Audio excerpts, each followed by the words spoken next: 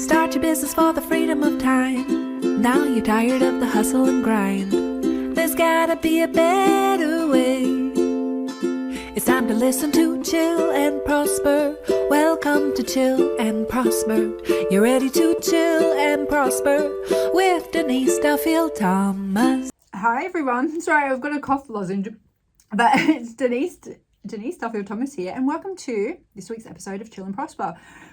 Sorry if you've got like an ASMR thing about people chewing. I'll be really quick on this. It's just that when I'm in the podcast studio, I'm talking all day, like from 9:30 to like 4 o'clock, non-stop talking. And so I just needed to take a quick lozenge. And it's also good because this year I'm doing a lot more podcast interviews, and so I'll be doing like every Thursday morning like 5 hours of talking. And sometimes people are like, how do you do it? And I'm like, didn't you ever get into trouble for talking at school? I'm like, I've been training for this my whole bloody life. I could talk about anything all the time. But anyway, let me just quickly swallow. What I'm going to be talking about today is the lessons I got from this amazing trip that I went on last year. And it was really interesting. Now, I just want to say right off the top, disclaimer, some of this might sound very unrelatable and very rich people problems. Okay, so I'm just going to say that off the top because I'm sure some of you will think that, but I also want us to see some deeper lessons in this for all of us. Okay, no matter where you're at, what you're doing. Okay, so last year, my bank contacted me and said, oh, do you want to move to a different section of our bank, our private banking solutions? And we were like, okay, what do we even get? And they were like, well, you just get, I don't know, these extra perks, but you get someone that you can talk to if you ever have a problem. And so this is really the first lesson, okay, is that if you've never been like around wealth or know about things like that, you know how people say the rich get richer? Sometimes it's because of access and information, right? And so now as I've had more money, I've realized no wonder it can be a struggle to know things, because it's so much easier when you see behind the curtains and you see how things work. And sometimes though, we feel like we are excluded from those things where we just actually don't know that they even exist, right? So the reason why we got invited to that is because we have a lot of mortgages with this particular bank. So yes, that's not necessarily open to everyone, but I noticed that sometimes going the VIP option or going to like an event, it doesn't cost that much extra sometimes to get the VIP experience, and it can really open up some really interesting things. We did this a couple of years ago when we went to Disneyland and Universal Studios. And of course they do different things now, but at the time they just had one where it was like, you could get the fast passes, or you could get like this overall amazing pass and you always just go to the front of the line. And it really brought up a lot of stuff for me at the time, because I remember as a kid, it was just like those things were so expensive to go to anyway. But then like you'd line up, we were just so used to lining up for things. And so then I had real mixed feelings when we could afford to do that. I felt like a bit weird about it. One, I was like, oh, our kids are going to never learn to queue for things if they just get to the front of the line. And so I felt guilt around that. And also, I don't know if it's the same now, but there were some rides where people had been lining up for hours, and then you have to walk past them and they see you and they're just like, who are these horrible people? And you go, I'm sorry. But with things like that and any like conference passes or stuff that you can get like VIP access, you realize how much you save money sometimes on things like that. So instead of having to go to the park 2-3 days, we could do it in 1 day. And so this is the secret that rich people have known for a long time, right? If you go to a conference and you get the VIP seating, or you get to go and meet the speaker, like that stuff can be so valuable for you from a networking point of view, or getting clients, or sometimes, that's where they get their next speaker pool. Like there's so much benefit sometimes in seeing, oh, I only have to pay a little bit extra here, but I save so much time and money, or I get extra benefits over there. So anyway, that's the first thing I got from that private banking thing. I was like, oh, this is really handy to be able to call someone if we have a problem or a question, right? Is access. But then something really cool came from that. So they Range Rover, okay, just again, this sounds very unrelatable, right? So Range Rover, the car company, will be launching a new car in Australia inspired by the colours of the Great Barrier Reef. Very cool. And so I guess what they do is they invite people to come and see the car. And they reach out to banks and to other institutions, say, who would you like to send? Or do you have any clients that you want to send? So our bank was like, yeah, we'll invite Mark and Denise. And so it's 3 days to go to this private island to see this car. I know, very unrelatable. Stay with me because it's very cool. So what's really fascinating about that too is I've heard famous celebrities talk about this, and they say the richer you get, the more people want to give you things for free, which is so true, and it does feel really weird. But also, at first I was like, oh my God, but what am I going to have to do for this trip? Like, am I going to have to be like a Range Rover influencer? I'm like, I'm not an influencer. And they were kind of like, you don't have to do anything. You don't have to do anything you don't want to. You don't have to film about it. You don't have to blog about it. You don't have to do anything.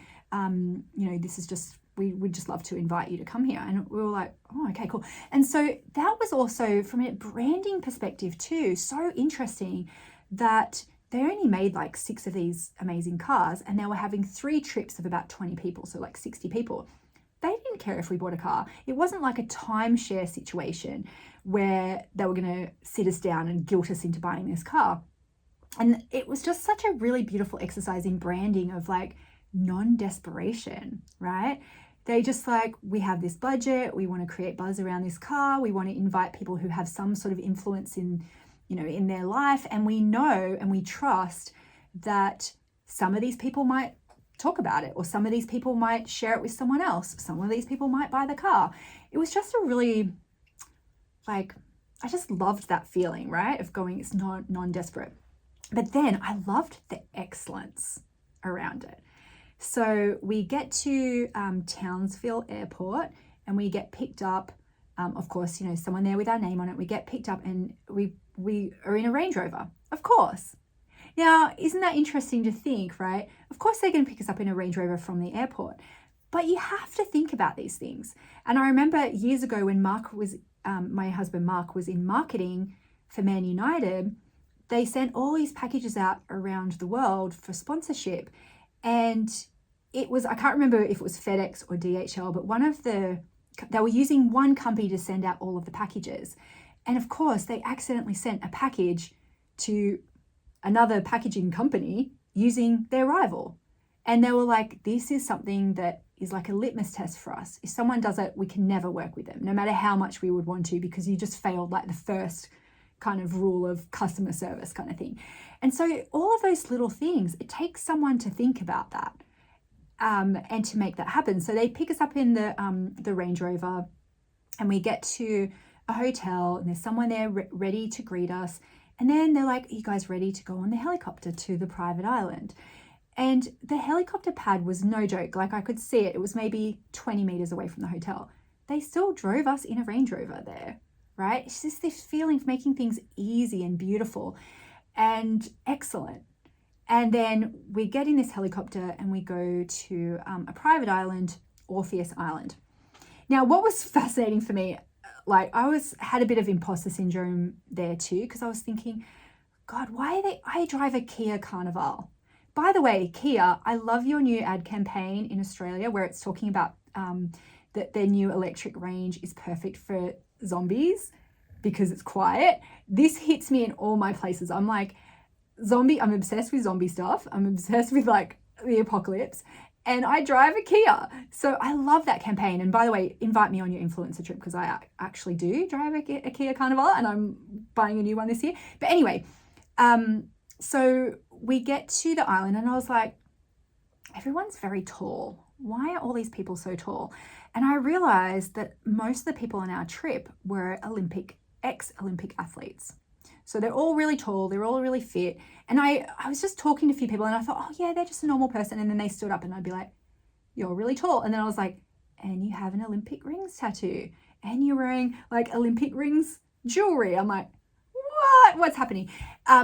And so this imposter syndrome came up around me of like, who am I to be invited on something like this? And I'm new money, right? I am new money, and I still feel like I just don't have it all together. And, I was like, what clothes am I going to wear on this private island? And I said to Mark, we don't have to prove ourselves to anyone. Like, why don't we just be our normal, like, silly selves? And, we don't have to network. We don't have to do anything. Like, why don't we just try and be ourselves? And I think that's such a big lesson too sometimes, is that we feel like our self, who we are every day, is different from our, like, rich version self, our first class self. And of course, I talk to a lot of people in our community, they haven't quite reached it yet. You're not necessarily at the $1 million mark. You haven't done that, but you still think that version of you is completely different from you. You think, well, they're better dressed, or they're smarter, or they're posh, or whatever it is. And so I was kind of like, do I have to pretend to be posh on this trip? And then I went, I really don't. I can just be like, I'll talk to the people I want to talk to. I don't have to impress anybody. I can just be Denise. Like, and you know what? I have some nice clothes, and I also shop at Target, like, whatever. And so it was a really, just interesting exercise in grounding in and going, well, I'm successful, but I don't have to impress anyone. It's totally fine. And there was someone on the trip that was really fascinating. I don't want to say too much because it sounds like I'm being a bitch, but they were like, well, I know why I'm here. I'm successful because of blah, blah, blah. Why is everyone else here? And it was just like, what a dick. Like, I don't want to be that kind of rich person. And then there were other people who were just normal and lovely. And then, it was just a fascinating experience. So anyway, we get to the island, and again, the little details and the little excellence things, which I think every business can add these little things in. So we get to the room, and because I do this, I have a look like, what are the labels? Because it was really nice. It wasn't super posh. It was very chilled, relaxed, that chillionaire vibe that I love. And I was like, oh, this quilt cover's just from Adairs. Oh, this mat looks like the one I got from IKEA. But just seeing it all put together was really beautiful. And then they were like, everything in the minibar, is yours. And here are the gifts. And there was like a hand calligraphied itinerary where it was like, hi, Mark and Denise. And I was like, they've hired someone to come and to write not only the whole itinerary, but to write our names at the top of it. It wasn't printed, it was handwritten. And I love those little things. And I really tried when I was doing my Rose Farm retreats, what can I do to make things special and bespoke, and those little details that someone has to think about and then you have to actually make happen. And the abundance of going, everything in the minibar, like, help yourself. You don't have to go, oh, am I allowed to have this cookie? Or am I allowed to have this water? It's just there, and then it's like, oh, and here's, towels, and here's, like a beach bag, and you can take the beach bag home, and here's the stuff. And it's hard to do those things sometimes. My friend Tina Tower, she had an event where she got a custom pair of shoes for everyone. She had to find out everyone's shoe size beforehand. But they're those special, memorable things, right? Where you go, oh, wow, someone's thought about this, and they've thought about me, and they've made it really easy. They had a WhatsApp group chat to be like, oh, here's all the different things happening. And then some really cool stuff happened after that. All right, let's take a quick break. And there are some lessons. So this isn't just humble bragging, but I hope you're getting some stuff out of this about how you could make events really cool or special as well. All right, see you in a sec. It's your time, and you're ready for the next step. It's your time, and you're ready for the next step. It's your time, and you're totally ready for the next step. So many times we are waiting for the perfect moment, for all of the green lights, or for someone else to tap us on the shoulder and say, you're ready. But it has to come from inside you, and you can declare yourself ready now. Put your hand on your heart and try it with me. It's my time, and I'm ready for the next step. If you know deep in your heart, even if you're scared, that you're ready to let go of some of your money fears and finally profit from your skills and talents, it's time to get to work. Your next step is to come and join us in Money Bootcamp. You can work with me as your money mindset mentor and join our beautiful community so you can really give yourself permission to make money and change the world. Click below to find out more, but don't wait any longer. Come and join us today. We're ready for you, and it's your time, and you're ready for the next step. Okay, cool. So we just got to this private island by helicopter, go into your room, and then we get into another boat to go to a second private island. Now, this island is where Range Rover house lives. And this is a special property that has accommodation, but it's this big, beautiful property where you can go and you can choose all your little Range Rover accessories and stuff. But it's not like a showroom. It feels very much at home. And the designer, Steve Cordoni, he was there. He was the one who designed it, right? So we get off the boat. There's people with champagne and there's a violinist playing. And again, so they've hired a violinist to come and entertain people. It was so beautiful and abundant. And then I was like, oh, this is cool, drink champagne. And then they had the car there covered in a sheet. So they've got this car to a private island. Similar thing happened to me when I went to, humble brag, name drop, Richard Branson's private island, Necker Island in the Caribbean, is that you go, wow, every single thing here had to be shipped in. And I went just after a major hurricane and I was like, wow, it looks so great. All the trees are perfect. And they went, no, we had to replace all of the trees. We had to buy and source full grown trees and have them shipped here. Every stick of furniture, everything has to be shipped here. So I was like, I used to be in events and I used to, be behind the scenes for a lot of these things. And I'm thinking about, man, the staff members who had to get this car onto this island, onto this plinth, onto the thing, brush all the sand off. It was just, I love thinking about all of those details behind the scenes. And then it's a little bit wanky, but it was fun. These interpretive dancers started dancing on the sand for like 2 minutes. And then they dramatically pulled the sheet off. And then there was the car. And it was like, yeah, there's like 20 people going, cool. And it was just like, again, wow, they've hired these dancers to come to do a 1-minute performance on a private island. And I was like, this is so cool. And I mean, I love performers. I've been a performer myself. And I was like, there are gigs like that, people who are performers, there are gigs like that. People will pay for you to come and do something like that. That's just special and specialized and really cool. Anyway, and then Ian Thorpe, the Olympic athlete, one of Australia's famous Olympic athletes, he got up and talked about the car. And then they're like, now you can come and have a look at the car. And it was a beautiful car, absolutely beautiful. And again, no pressure to buy it, thank God, because I was like, so what would something like this even cost? And they're like, well, the base model is like 480,000. And then, once you customize it, it's probably, around about that 600,000 mark. And I was just like, I'm like, what? Okay. And people listening, some of you might just be like, oh my God, that's sickening. Why would why would anyone buy a car like that? And part of that was in there too. And I was like, there is a market for everything, right? There is a market for somebody who wants this special custom car. Maybe they love cars, whatever. I'm always of the opinion, as long as you're paying your taxes and you're, not doing anything evil and you're donating money to charity, buy your car, right? Of course, we know that there's some really horrible rich people in the world. They don't care.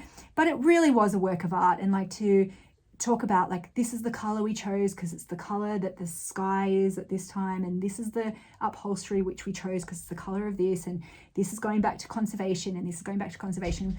It was just fascinating. But also, I know when I started making money, I was like, I just had this idea of myself. I'm like, well, I'm a Kmart girl. And so I never even put myself into situations where I could try out luxury and to see what it felt like and to be able to just go, yep, that's really nice. And it's not for me, especially in this phase of life, but it would never be for me. I eat carrots in the car. On the way to ballet, I'll eat an unpeeled carrot. I'm not going to do that in a $500,000 car. Imagine me eating my unpeeled carrot in my car and then just sticking it in my console and spilling my Diet Coke and sand everywhere. No, it's not for me. But I like then to be able to go and change my mindset around things like that. My friend Victoria Gibson, she's a celebrity archetype. And when I go visit her in Melbourne, she'll take me into these beautiful designer stores that I'd be too intimidated to go into myself and to realize, oh, they're normal people who work there. There were some really lovely people. And, you know, we went in and they're like, would you like sparkling water or champagne? And it was like, oh, I can feel at home in this place and not make it mean anything about myself. And so, yeah, just being in that space and going, oh, okay, I can do this. And it's not for me. And that's okay. And I'm not pressured to buy it, so who cares? And then we were there at Range Rover House for like the rest of the night. And it was like, would you like to join the Pearl experience? And I was like, oh my God, Pearl experience. And then it was like this beautiful man who's a 3rd generation pearl farmer in Sydney. His like grandfather came out from Greece. And just hearing that story of going, you know, he had no money, but he could afford this one boat. And he had this dream one night that he found this big pearl, and, you know, and he got killed for it or something. He had this dream. And so he did find a pearl and he hid it away. And that was the pearl that really started their business. And he's like, and we still have some of those early pearls today and you can play with them. And for me going, wow, I was like, what a wanky thing. I'm playing with pearls, to hearing this person talk about how he's that 3rd generation. He took it over from his mum, and that it just blew my mind. I'm like, why am I still have this class thing inside me that I'm not good enough, or that people are going to, you know, think that I'm not worthy, or whatever it is. It's really, really fascinating.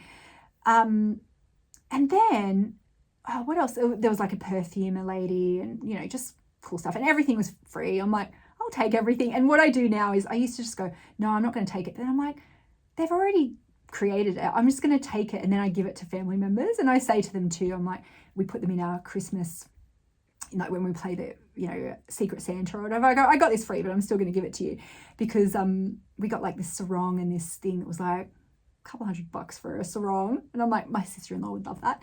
So I'm like, I'm not above taking free stuff now. But just being able to sit and see that rich people are normal, rich people have insecurities, talking to people, some of them about their kids, some of them about their, you know, business ideas. And it was just really beautiful. And there was like a young guy there, and I was like, oh, he's a cute little influencer. And then he was like, yeah, I've just created my first like fragrance range, and it's inspired by denim. And I was kind of like, oh, you're so cute. And then I was like, I could see he was, you know, really excited and nervous about it. And, you know, his mum has helped him with it. And at first I was like, oh, Nepo baby, cute. But then I was like, I can see like, yeah, just that shyness and excitement about I'm doing something that's for me. It was really beautiful. And to also speak to ex-Olympians, where so many of them, like the work and the adulation and the success come at such an early age, you know, 16 to early 20s, and then you're retired. And to see then what people are doing in those next phases of their life was really interesting too. What businesses, what investments, what like good and bad things, you know. And I didn't get a chance to talk to Ian Thorpe, and I do regret that a little bit, but I was very shy. And some of you know that when I was a children's performer, I was one of the Olympic mascots for 3 years for the Sydney Olympics in the lead up to the games. And so I was at events with him, and he came and saw one of our shows. We did a stage show as well. I was Millie the Echidna, by the way, in that. And so I got to meet him, and he was really young. And so I could have just gone up and said hi, and I was like, I'm just too shy to do it. So Mark was going, well, my wife is an Olympian too. And I'm so glad I wasn't around there for that. But, you know, he's had big successes, and then he lost a bunch of money, and then he's built things up again. It was just fascinating again to see that humanity of, you know, rich people are just normal people. And I know that sounds like this whole episode might just be like, oh, Denise, I can't believe you're talking about this in this climate. But I went anyway, right? And so it happened whether I talk about it or not. And so I always want to share what are the lessons and things that come out of a trip like that, to try and just share anything that I can. Because as I said, I went on it as well, and I'm very aware of how privileged it is to be able to get a free trip to a private island. But I think the thing that will always stay with me around it is the normality things like that and luxury experiences that's just run by normal people, meeting people on these islands and being like, oh, where are you from? And they're like, oh, well, you know, I was a chef in South Africa and I applied for this job and now I live on this island. And just interesting people. And there was a guy there who was like, I said, oh, you know, you live on this island, like there's nothing here. And he goes, well, actually, there used to be a bunch of goats here because people would come and put goats on these deserted islands because they can thrive and they can eat everything and they eat all these invasive species. But if you ever get stranded on an island, you can eat a goat. And I was like, cool. And then they were like, yeah, but then the goats got killed by like this other invasive thing. And I was like, this is cool. Like, this is really interesting.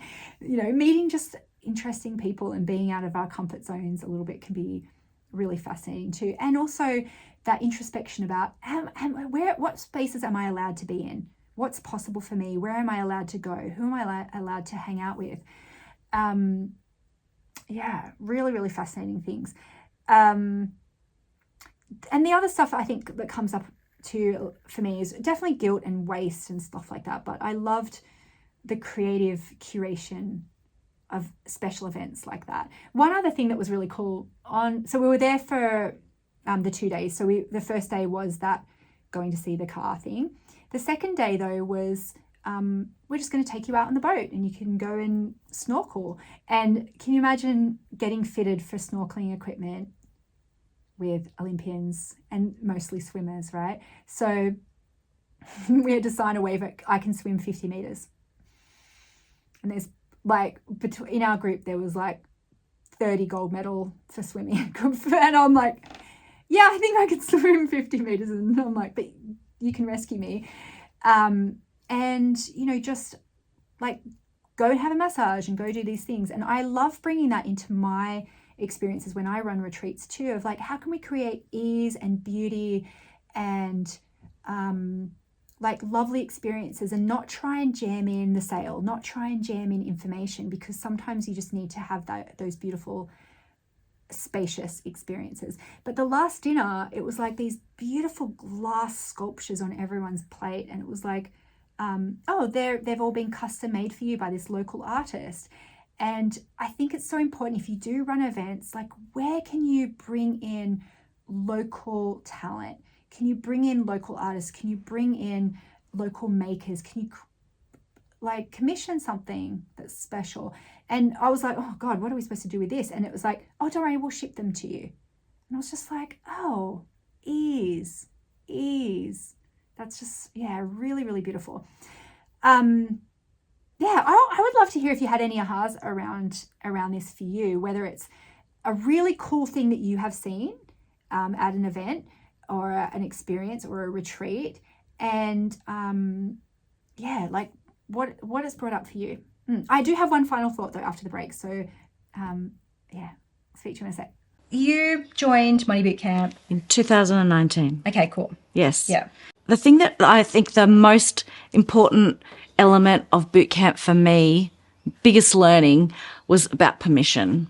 A permission to go, it's okay for me to talk about money, to make money, to have a safe space to talk about money, but also understand that the things that blocked me around money that I didn't even know existed, that I could deal with, and then be able to go, okay, reframe it in a way that was really positive for me to be able to, you know, create something completely different for myself. Especially as an artist, right? Definitely. Starving artist mentality. Absolutely. So that permission, that whole permission thing was, okay, if it's okay for me to make money out of art, what does that look like? And the whole journey around that.